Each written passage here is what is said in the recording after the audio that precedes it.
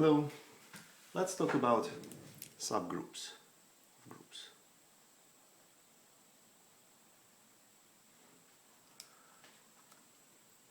We already talked in passing about cyclic subgroups, and that really was just one term, cyclic subgroup of an element, just the collection of all the powers of that element. And that is an important example of subgroup, but let's make it more general. So let's imagine a subset of a set, of a group, sorry.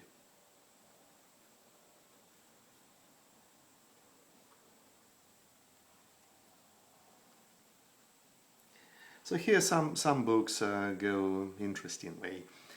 They define what a subgroup is. They define it by some slogan saying that it is a group in its own right under the same operations. Well, it's kind of, what does it mean? And then they prove what it means, give a characterization. I prefer just to give it as a definition. So the subset is first has an operation on it coming, descending from the operation on G, and that is called usually in those books being closed under the operation.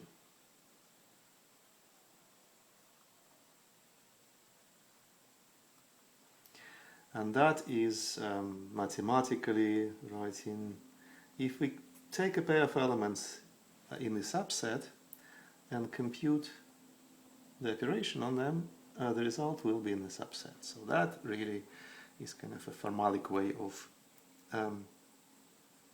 expressing this, that the set has its own operation, but this operation comes from the group operation. The second is the condition that the identity is in S. I'm writing it twice really. And the last is informally closure and taking inverses. So here you think of the inverse, taking inverse as an operation, and then the subset becomes closed under this operation. So if you have these three properties, you can be sure that S is a group. That's really the only thing you can prove now. Having these three properties, you can I don't know how important this proof is, but you could try and write down a formalic proof that S is a group, and it is also a subset, and the group operations aligned. So I would rather say that we have a group structure and we have a homomorphism which is injective. But enough. Examples. Plentiful.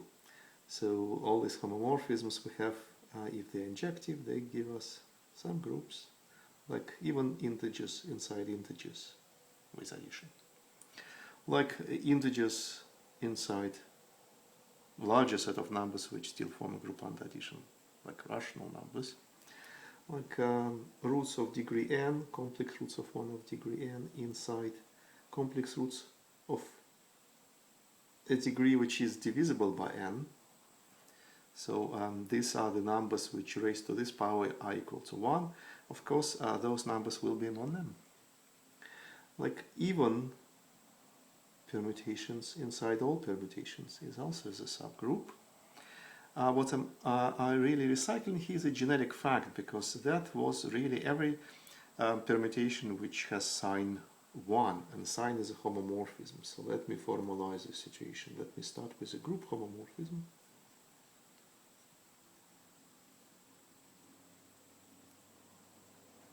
And then define an analog or generalization of this, the kernel.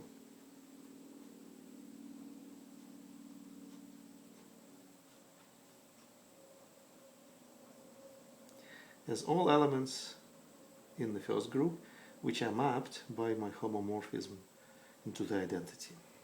So that will be by the building as will be a subset in G, and it will be a subgroup. Well, it will be better than just an average subgroup, but for right now it's just good to check. That has to be checked. that has to be proved that this is a subgroup. So these three properties can be verified. The other subgroup which I want to associate is the image.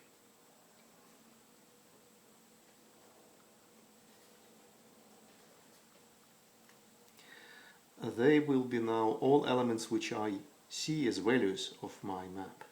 So that will be for varying input, an element of G, and the values will be elements of H. Again, it will be subgroup there.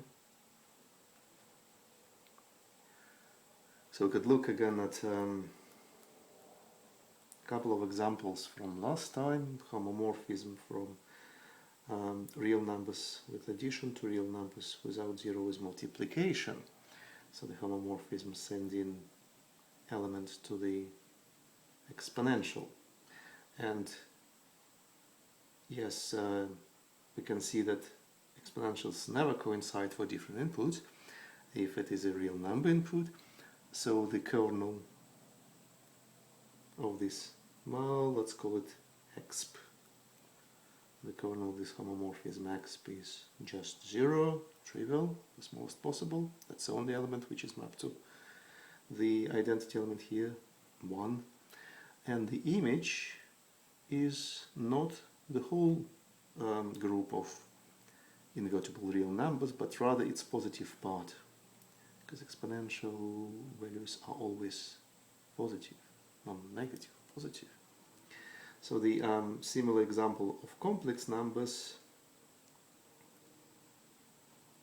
again I'll call it x, but now it will mean complex exponential. So complex number is mapped into its exponential. This time we cover everything, if you remember what it really means. We have all possible complex numbers written in this way. That's really the trigonometric form of a complex number. But there is an overdeterminancy in the way we write it if we just use a pair of real numbers. Namely, so yeah, the image of this complex exponential will be all non-zero complex numbers, but the kernel of this complex exponential will be non-trivial because of the periodicity of the trigonometric form. Check this out, multiples of 2 pi as just real numbers. Integer multiples of 2 pi will be all mapped to the identity. So that will be the kernel of the homomorphism. See you later. Bye.